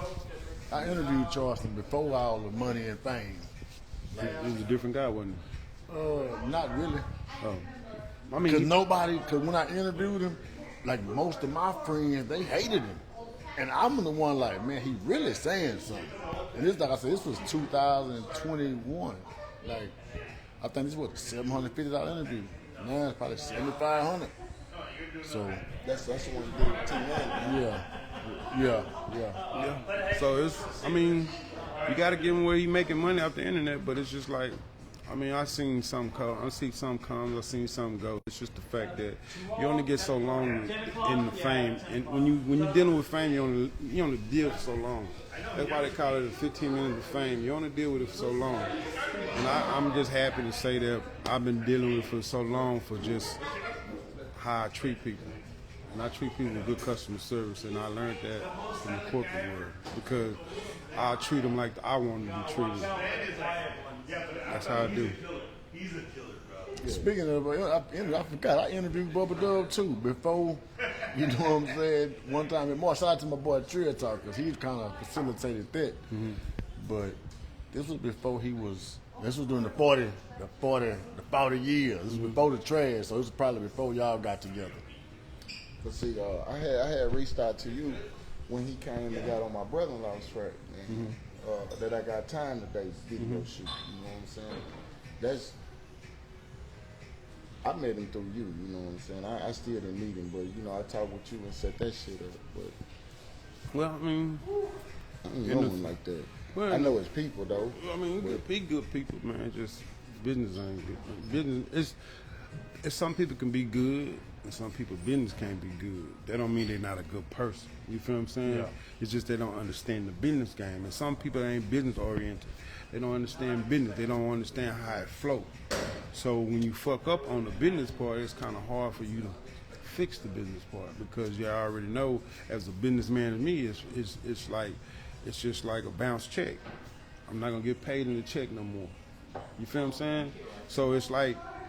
And that a lot of dope dealers deal with it too. Niggas like, so if you turn me on to him and he come to me without you, I'ma still have your cut for you because you always turn me on to this money. But some nigga ain't gonna do that. So when he come to me, I'm just gonna keep it all and make it seem like nothing happened. So when y'all had a conversation like, yeah, I just came last week and I met up with your boy. How long? Then you gonna be looking at me crazy. Look, how long though? Do you keep that cut? Because at some point it's like, all right, bro, now you gonna get out the way. I would never have that. I would never have that. I would never have that without money. him, I'm gonna be like, shit, No, I never had that money if it wasn't for you. I never had that money if it wasn't for you because I'm always continue to make my money. He just extra money. So at some point in time, like the middleman, though. Go on, get out the way. You're not a middleman if you bringing me money. See, that's the problem. We always try to cut the middleman out, and the point is to make money. Now, if that's my partner right there, right? He ain't my partner. No, and he turned me on to you. At some point, if that's my partner, I'm your partner. I'm not your lick. Get out the way and let me get over here. This ain't got nothing to do with you no more. Then you ain't a good businessman. No, I am because if we're gonna keep a personal relationship, their business is never personal. It's never personal. So again, I'm your lick. I'm not your partner. I'm your lick now. No, it ain't a lick. It's me making money for us. There's something there. Now, here's the thing. Here's the switch part. Now, if it was drugs and I get caught with him, now we in it. Now it's a conspiracy.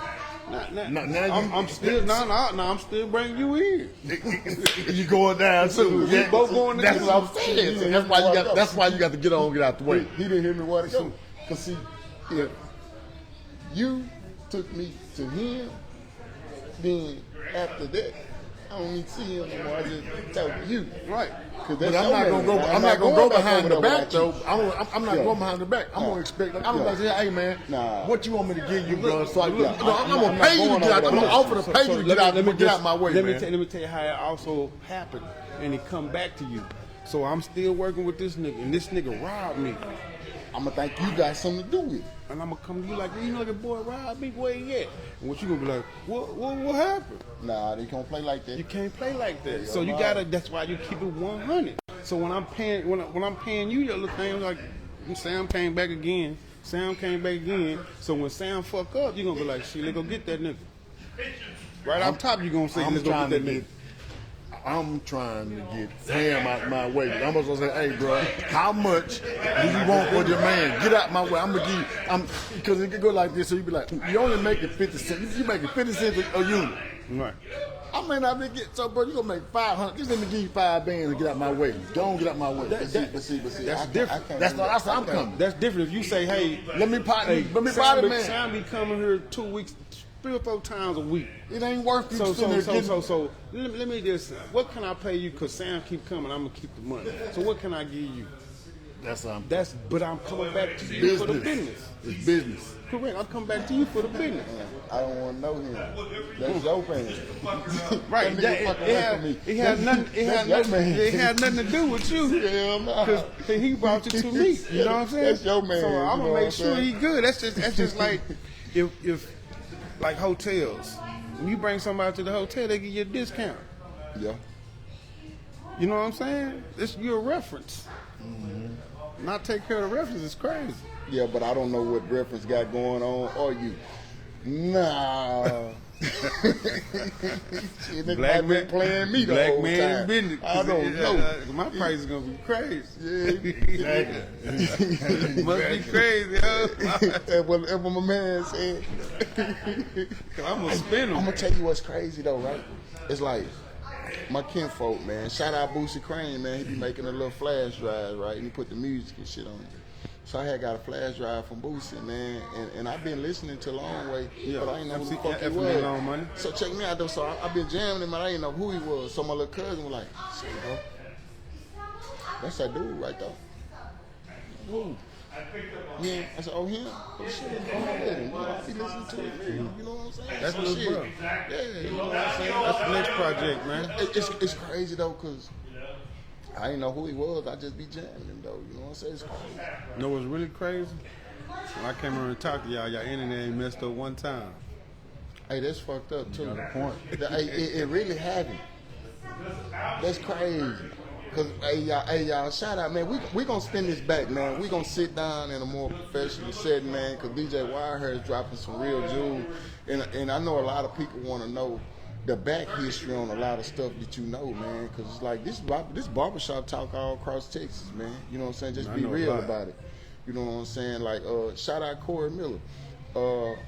We got a little parlay bet going on. We ain't gonna tell y'all until the bet over. You know what I'm saying? But you know, we out in the East section, and niggas be taking sides and shit that be happening in Dallas. Like, we in Dallas, we ain't got no say-so in none of that shit, bro. But niggas in the East, they be having their purposes, you know what I'm saying? So, you know what I'm saying? This right here is real barbershop talk, man. We're going to have to get back. We're going to spin this again, man. What's up, man? You know We what I'm ain't saying? get political.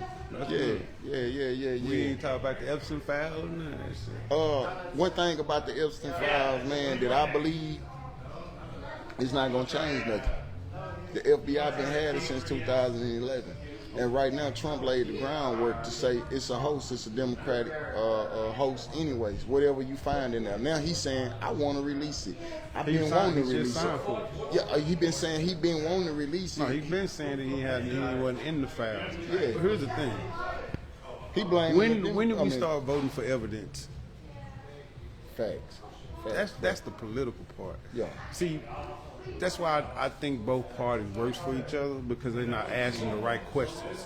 Like for instance, like when Trump went and when he started back electing, right? Yeah. You know, each president go vote, Yeah. right? They have a little tradition where they go vote. So why the Democrats didn't ask the Trump vote? If Trump say, yeah, I'll vote, that means he did fraud because he was a felon. felons ain't supposed to vote. Man, That's not the right question. They not asking the right question. Hey, Jasmine Crockett, if you listening. You see what I'm saying? And you know you're going to be like, yeah, I voted. Because all you got to say was you the only president that get the vote. He going to be like, yes, I did vote. Then you know right then that he cheated. Because if you're a felon, you can't vote. He no different than a mail-in ballot. He ain't supposed to vote. So why they not answering that question? And the reason why they're not answering that question, They both parties work for each other. and that's what Bob been saying for the longest. But my deal of it is, if we say, hey man, we got a parlay bet on this football season, do you want to get in on this and possibly make some money? And you say, nah, I don't fuck with them parlays. But don't fuck with the parlay. The money's still right there. So whether you Republican or you Democrat or you independent, they still control everything that we do in every facet of life. You cannot throw a party without a permit. What that comes through politics. You cannot build a house without a permit. That comes through politics. They set the prices of how much the permits and policies and shit cost. So everything in our life circles around it. Whether we believe in it or we don't, it's not going to change the fact that they making the laws that we have to use to govern our lives. You know what I'm saying? You know, they all cheating the money. That's all it is. But here's the crazy part. Do y'all know that everybody was Democrats back in the day? It was one party. Only reason why there was a second party, which was the Republican, because of the money. And that's when we started getting the debt after the Great Depression. Mm-hmm. The Federal Gold Act, 1934, all of that. Yeah. So you gotta understand, when the Republican Party came, that's when the money started turning funny. It never been a problem when they was all Democratic, but when the slaves started voting, that's when they started splitting the parties up. Yeah, because the slaves was Republican back then. Mm-hmm. See, man, but this is the catch, though, bro. I can't change it. Like, it's here now. We can't change that. So, do we not get involved and try to get our cut? Because I understand politics ain't nothing but people dispersing the funds. These are the people who get in here campaign to get in here to say who they allocate these funds to. So, just like with the city councilman, man, why do people spend money to be on the city council? I don't even know, but this is a better question. Why do we pay taxes if our president told him it was smart for him not to pay taxes? He definitely said that. And he said it make him smart for not paying. Correct. But Why we paying taxes? Because if you don't, they gonna take your shit. No, but then they didn't take his. We ain't him. But what makes him better? What makes one man better than the law? In the Constitution, there's no man better than the law. Or the Constitution. This is the same man that flew around the country in Jeffrey Epstein's plane and said he didn't know. Shit, that's the same man that had the teen American pageant. He was the captain. That was his business. He was the USA of America models. That was his business. The USA pageant. That was his business. The USA teen pageant. That was his business. And guess who his best friends were? So if we was hanging around a dope dealer, they'll give us conspiracy to tell on this man. Yeah.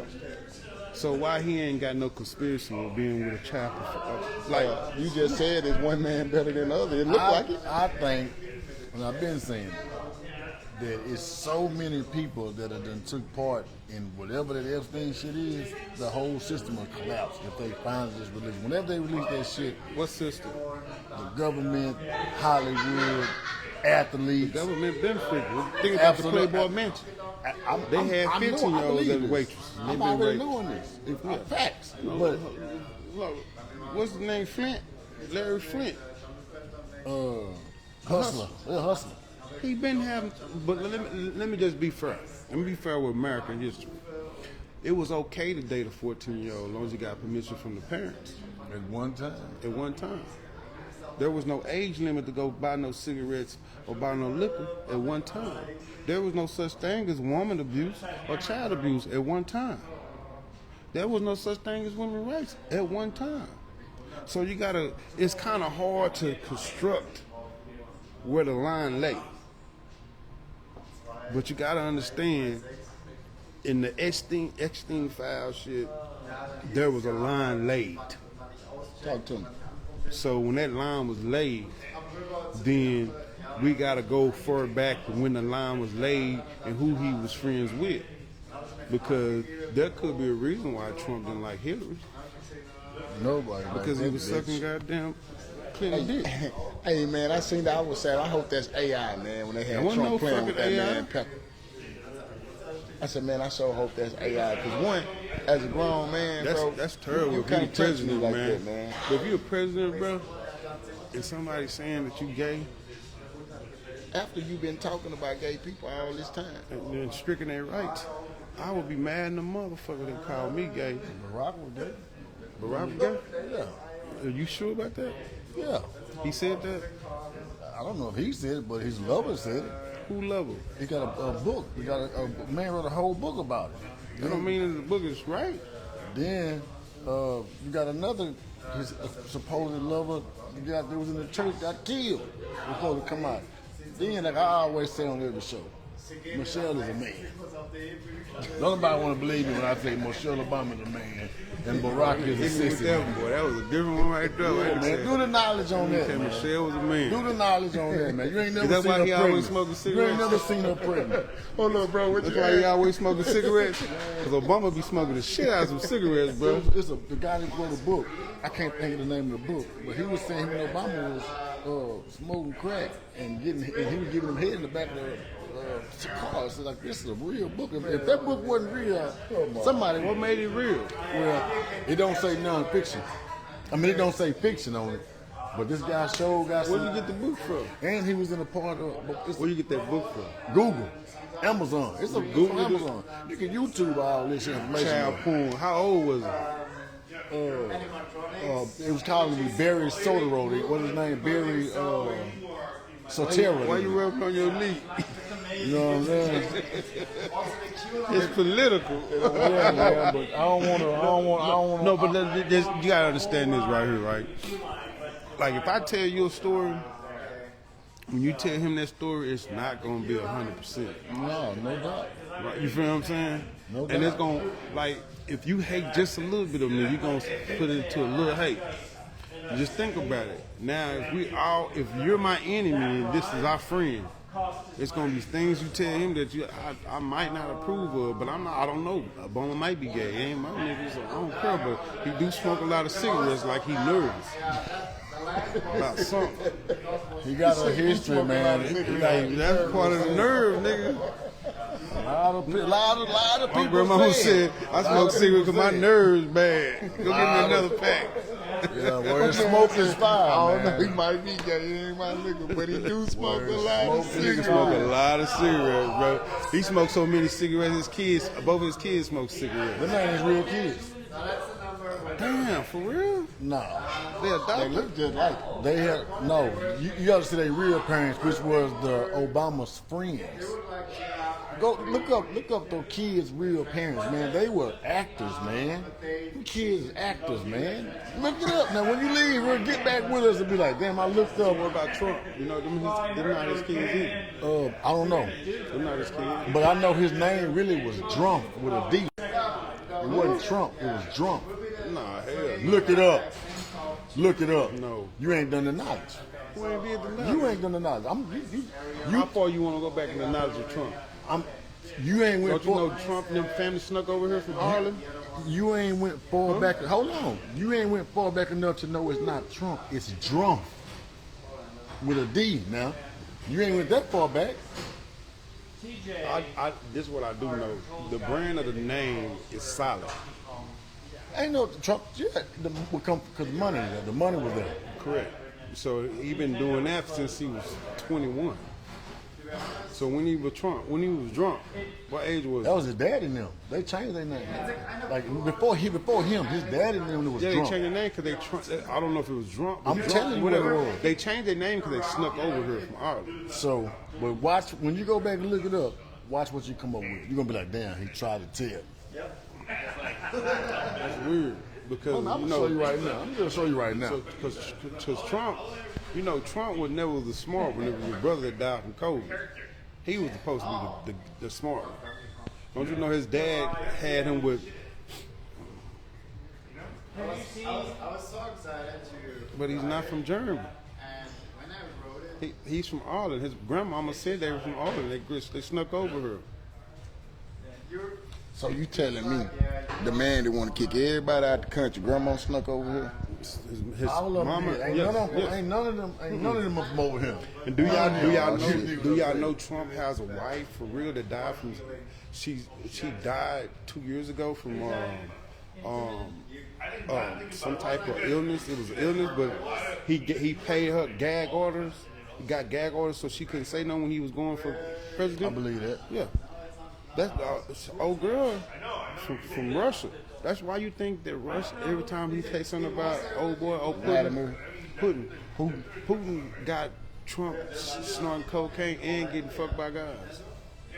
And it's the same as Bush's. Bush's known they was doing something crazy over there. That's why they went out to Saddam Hussein so quickly, because they had tapes and videos of them of them doing wrong, and they want to get back to their wives. Do you know Saddam Hussein had a whole room full of number of American hundreds? It was stacked all the way to the roof. Believe that. Yeah, I had a soldier, I just need about 12 pounds of them hunters. and they all took it. All the soldiers took it. I need about 12 pounds. All the 20, don't difference- give me 20 pounds. 1 Man. pound. Hell no. He had a Hell whole. no. He had a No, whole. yeah. He had a ain't whole. shit. He had a You know whole how much house. each one of them bills weigh? $1 million it can be this big. Yeah, but you know how much it weigh. You'll put that. Little Flip used to weigh his money. Yeah, you can put them one on the clock and see. You know, it ain't what you think, man. Trust me. A pound of hunters. 12 pounds probably. A pound of hunters, man. You know what I'm saying? 12 pounds. You think? I got a call. Yeah, man. I need about 12 pounds, man. About 12 pounds of them hunters. Do me right. Little Flip used to come to step. Little Flip broke his music. Him and Hump. Shout out to Hump. Hump, my nigga. Man, hey, shout out to one of them H-Town rappers, man, that don't never get the credit, man. The H-Town Underboss. This is my kinfolk, man. Hey, Showtime. You know what I'm saying? Shout that boy out, man. You know what I'm saying? He don't never get that credit, man. I seen him and K Rhino, man. Them boys were pretty hot. They got left off that list down there in Houston. What's man. that, for real? Yeah, man. They had the top 50 of Houston or 50 artists of all time, man. They ain't even mention them, man. You know what I'm saying? It's like shit. Whether you want to admit it or not, man, kinfolk got songs for years. I got a song with K Reno. See what I'm saying? Hey, them boys been doing a long thing, Oldest man. MC ever to touch a mic, in my opinion. Where? Who? In Houston? Yeah. Yeah. Southpaw Coalition, OG. I know about Super Southpaw OG. Coalition. Super OG. Archer Lee, Cooter Bang. Man, I used to DJ for Mike Jones when they was the first round draft picks. When Swisher House went from screw music to fast. Power Wall and Comedian, I was DJing for them. Matter of fact, I DJ in Tyler. Their first show was Comedian there and Power Wall when they had the red and blue Color CD. change clip. And guess what? What club Remember was that? at the Mexican club with the little in the wheelchair. Rita, He had the wheelchair. Rico, Suave. And he had the little boy that Suave, he had the little boy that was rapping. Suave. You know the little boy that was rapping? Yeah, Lil Zay. Lil Zay was Lil rapping. Zay, Lil Zay, And Suave. like I'm the one that broke Lil Twist. Like me and Twist got a relationship like this that brought me into Lil Wayne. Okay. It used to be Nico. Nico. Yeah. It's the same club. Yeah. Yeah. Okay. Yeah, the history, bro. See, man, y'all, man, we gonna spin this back, y'all. We gonna sit down and we gonna do a whole dedication show, man. You know what I'm saying? We're gonna teach y'all some history of this music game and all this other stuff. Like I told y'all, man, wildhair is bigger than managing Dub. The man speaks for itself. You know what I'm saying? Oh, you can still Google it. My name's Google. Google it. I can still Google it. You can get Google DJ Wildhair or you can Google Wildhair. It's either one. And believe me, I'm a content creator right now. I'm starting fresh. And it's going up. And then I'm hitting the stage and guess what? I ain't looking back. So, man, this just go on and settle this, man. What's that? How much money is it gonna take for Dub, man, for you to stay off that man neck, man? 'Cause I seen you on there dressed like Santa Claus, man, and you was going live, letting them have it. I said, ooh. If Doug give me a 40, Dub, if pay Doug- that, man. Doug give me a 40 ball, I'll leave him alone. 40 ball, go on and pay it, man. You give me a 40 ball, I'll leave it alone. Pay But that at man, the same man. time, I mean, paperwork's already out there. It's already gone. It is what it is. But the fact is, if you give me a 40 ball, I'll leave that shit alone. Ain't nothing. Dub, pay the man. You know what I'm saying? I seen you got your new lack and things. You had it online. You looking good in your lack, man. But go on and get this man that 40 ball, man. Because he gonna fuck around and blow up in the comedy off of this. You know Nah, what I'm gonna do comedy myself. That's my own lane because I mean I've been there. I just feel like when you know God put people in places for you. You know, Dub was just one of those people. Yeah. Well, I tell y'all what, man. If we ain't got nothing else in the parliament, y'all, we gonna go ahead and start to wrap this up. But I promise y'all, man, we gonna rekindle this. I want to do this right here, the first one of 2026, and promote this. Looking at girls' pictures liking it. I want to spin this back, man, the first one of 2026. I want to jump 2026 off the right way. Oh, that's a girl. What's that? Nah, that's my daughter, man. I gotta make sure my baby, you know. Nah, What about that one, that picture you just like? Huh? I don't know. That's my baby right there. No, the picture you just liked. Which one? Well, all them hearts did like this. Oh no, we're gonna talk about that on the camera right now. We're gonna leave that on the camera right now. We're gonna leave that out right now.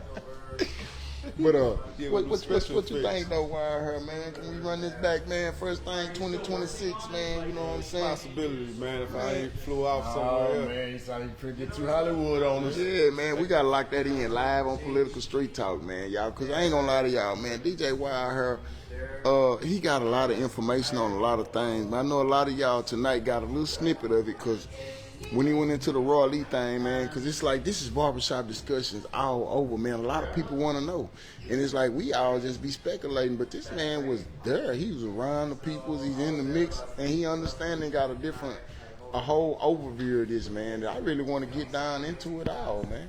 Man, you gonna need light years for that, cause this 50 years, I only gave you an arrow. I know, that's why I want to spin it back, man. I want to come back the right way, man. I ain't told you about T-Pain. I ain't told you about when Jeezy chased Gucci out in Miami when we was on tour with Black. Yeah, I got a lot of shit, boy. I got when the beef first started.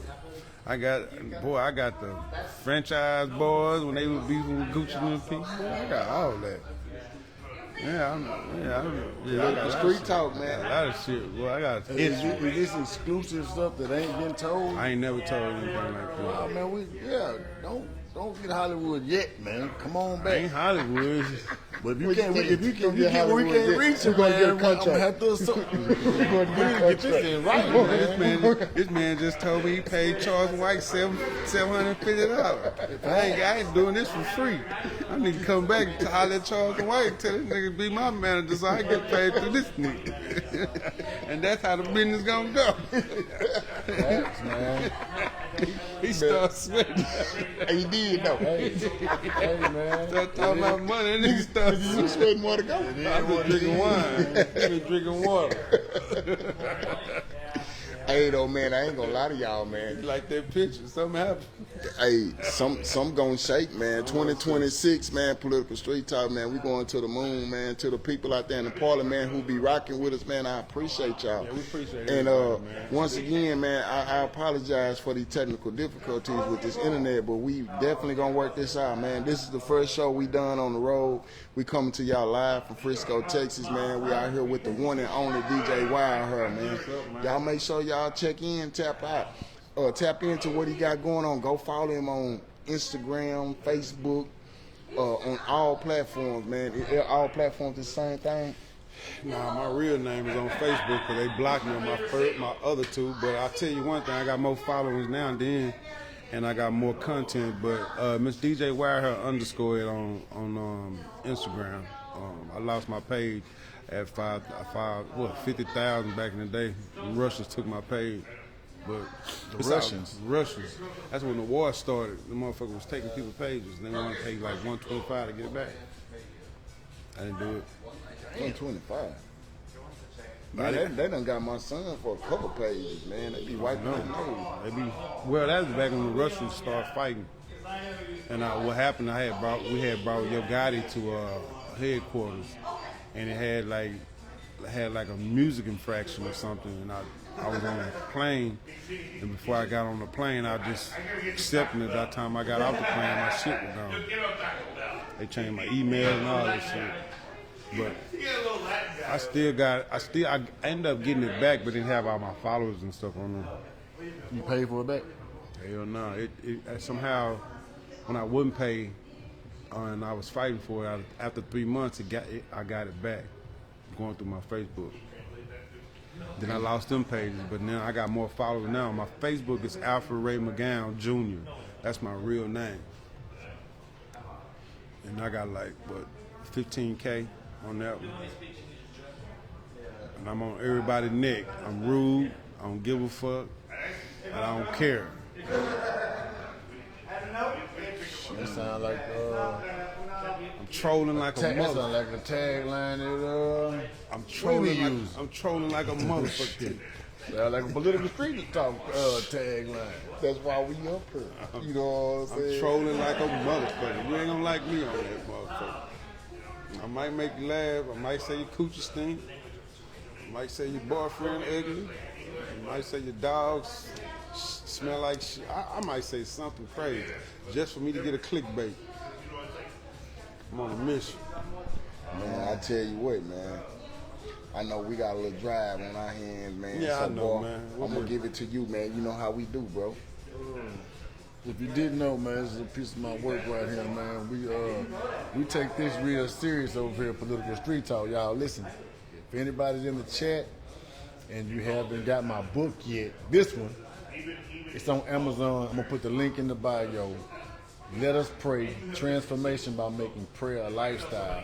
So y'all know how we like to close out the show. If we woke up this morning with breath in our lungs, of course the light came on like that. God knows. Thank you, Lord. That nigga made his own Bible. Thank you, Lord. You see? Thank you, Lord. The light came on. We didn't do none of that. I will put the link in the check. Go to Amazon. Support a brother, man. Support a brother, author. And we're going to do it how we normally do when we get out here.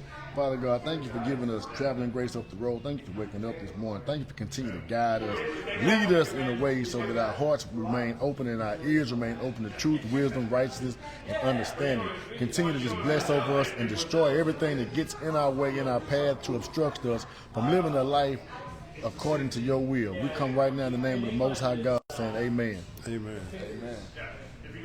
Once again, DJ Wire here, man. I appreciate the exclusive, man. I understand that a lot of people don't have the opportunity to get this, man. And I just want to let you know, man to man, I appreciate that, bro. You know what I'm saying? For real, for real. To the people out there following, man, Political Street Talk, we go live every Wednesday night at 8:30 on my platform, man, to give you some news that you can use. So I hope that y'all learned something today from Miss Contessa, the lender, broker, mortgage lady, man. Y'all make sure y'all tap in with her, man, and also go follow DJ Wild Hair, man. Good shit, man. Yeah, Good shit, bro. Yeah, bro. Hey, once again, we gonna spin this back, man. But to the people out there watching, we thank you. We can't do this without you, man. So much love.